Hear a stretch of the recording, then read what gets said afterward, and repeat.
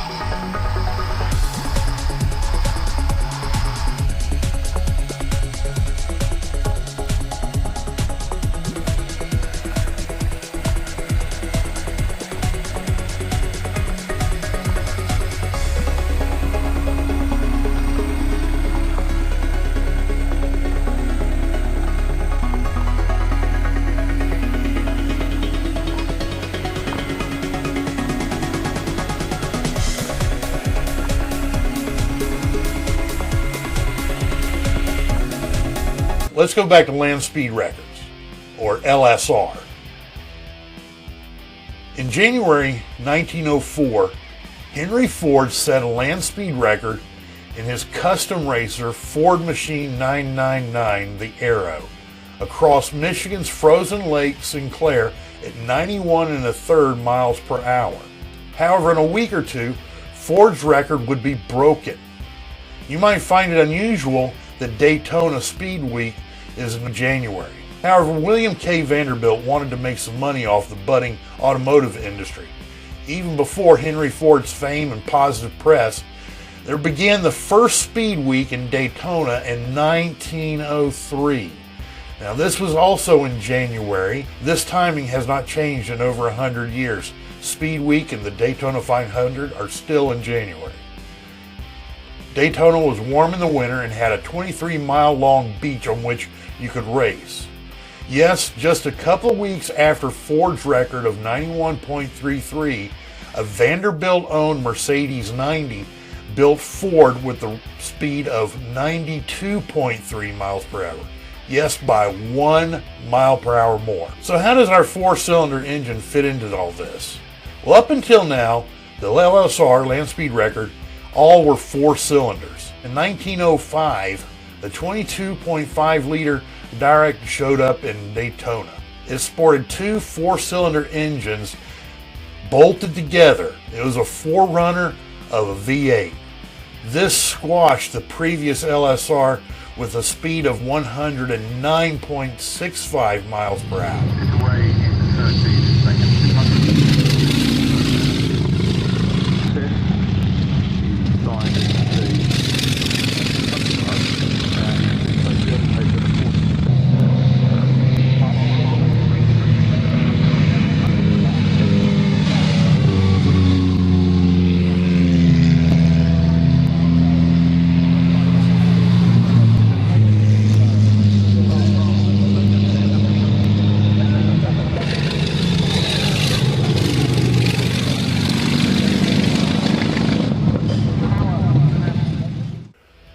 But wait a minute, what about F.E. Stanley's Beetle, the Woggle Bug? Yes, he showed up during Speed Week in Daytona in 1906 and 1907. In 1906, he set the speed record of 127 miles per hour, and then in 1907, remember, he set 150 miles per hour. These speeds shattered the standing LSRs. The interesting thing is there's nobody in the LSR business that accepted Stanley's record. Why? 3 reasons. It was a steam engine, not gas. And 2, because the run in 1907 ended in a crash, the land speed record wasn't accepted. And 3, it did nothing for Vanderbilt's bottom line. Gas seemed to be the future and fortunes for him, not steam. It would be 18 years before a gas engine would beat Stanley's in 1907. Because of various accidents and daredevils, the rules of the land speed record changed. Rather than 1 fast run down a straightaway, 2 had to be made, and the average of the 2 speeds were recorded as the land speed record. That actually seems like a better way of doing things. In 1925, Danish driver Malcolm Campbell broke Stanley's land speed record at Pendine Sands in Wales with the new average speed of 150.766. In 1925, a certain Captain Campbell, perhaps you'll recognize him, is at Pendine Sands in South Wales preparing for an attack on the land speed record. Already collected around him is the little band of mechanics to whom he attributes so much of his success. You'll observe Leo Villa. Now, the land speed record had even then, 12 years ago, tempted many ambitious drivers, and it had been lifted 29 times since the first record in 1898, which was with an electric car. Malcolm Campbell himself had held it once before, and he'd come to Pendine in an attempt to regain it. He is accompanied by Lady Campbell, whose support and sympathy must be counted among the natural advantages with which he has been blessed. 12 years ago, the record stood just under the 150th, and after this period of time it seems obvious that Captain Campbell would easily capture it, as indeed he did, with a speed of 150.86 miles an hour. The year previous, 1924, he had gained it with a speed of 146.8 miles an hour.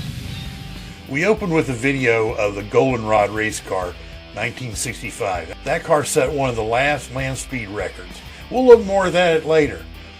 Until next time, keep all four wheels on the ground. See you later.